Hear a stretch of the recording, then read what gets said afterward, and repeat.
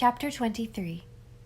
Emily, coming home one January night from an evening call, decided to use the cross lots road that skirted the tansy patch. It had been a winter almost without snow, and the ground under her feet was bare and hard.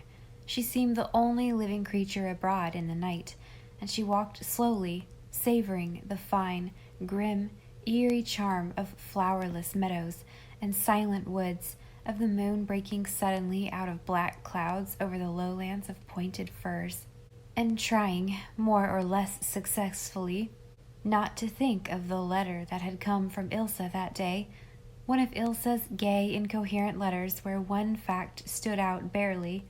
The wedding day was set, the 15th of June. I want you to wear harebell blue gauze over ivory taffeta for your bridesmaid dress, darling. How your black silk hair will shine over it.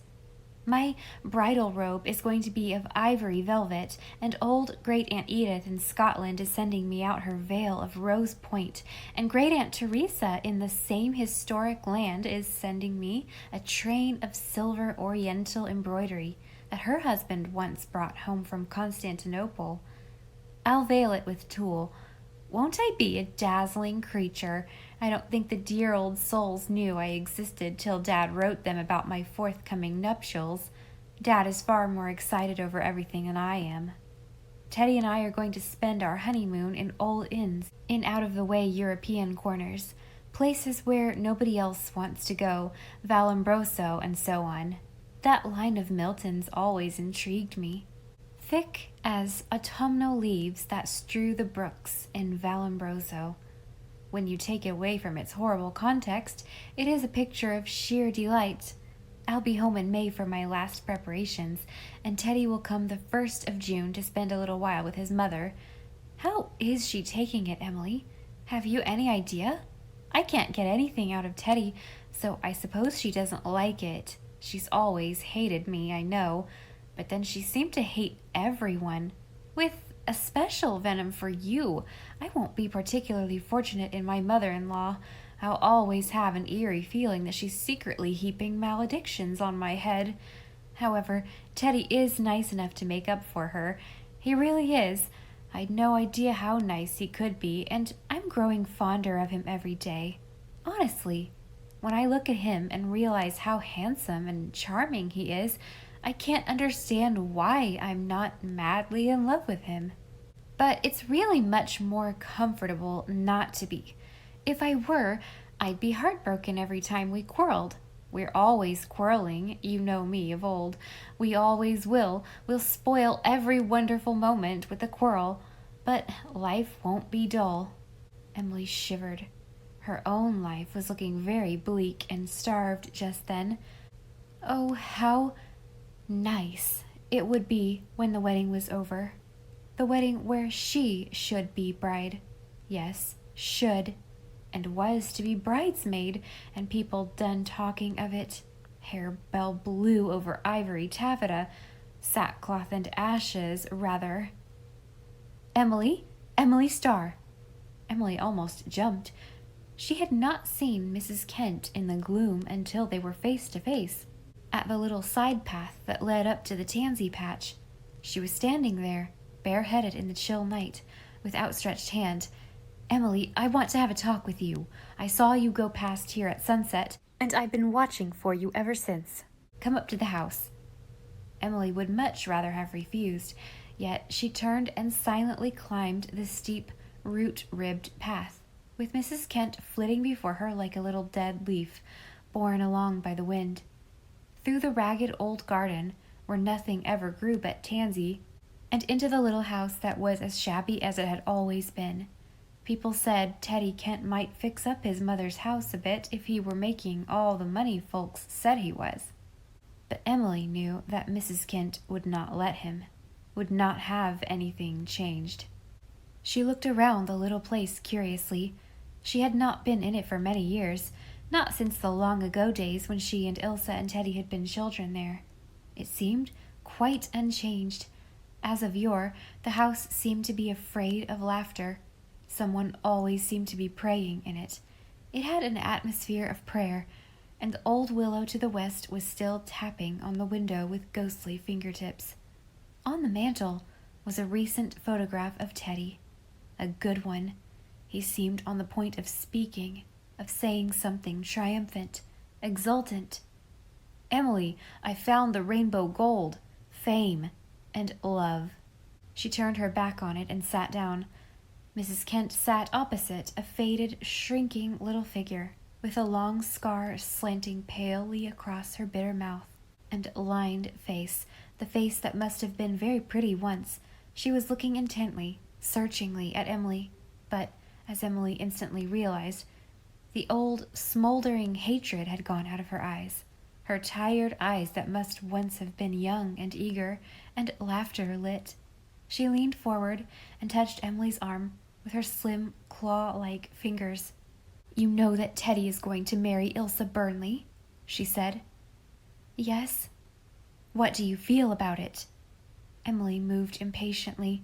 "What do my feelings matter, Mrs. Kent? Teddy loves Ilsa. She is a beautiful, brilliant, warm-hearted girl. I am sure they will be very happy." "Do you still love him?" Emily wondered why she did not feel resentment, but Mrs. Kent was not to be judged by ordinary rules, and here was a fine chance to save her face by a cool little lie. Just a few indifferent words. "Not any longer, Mrs. Kent. Oh, I know I once imagined I did. Imagining things like that is one of my weaknesses, unfortunately, but I find I don't care at all." Why couldn't she say them? Well, she couldn't, that was all. She could never in any words deny her love for Teddy. It was so much a part of herself that it had a divine right to truth. And was there not, too, a secret relief in feeling that here, at least, was one person with whom she could be herself, before whom she need not pretend or hide? "I don't think you have any right to ask that question, Mrs. Kent, but I do." Mrs. Kent laughed silently. "I used to hate you. I don't hate you any longer. We are one now, you and I. We love him, and he has forgotten us. He cares nothing for us. He has gone to her." "He does care for you, Mrs. Kent. He always did. Surely you can understand that there is more than one kind of love. And I hope you are not going to hate Ilsa because Teddy loves her. No, I don't hate her. She is more beautiful than you, but there is no mystery about her.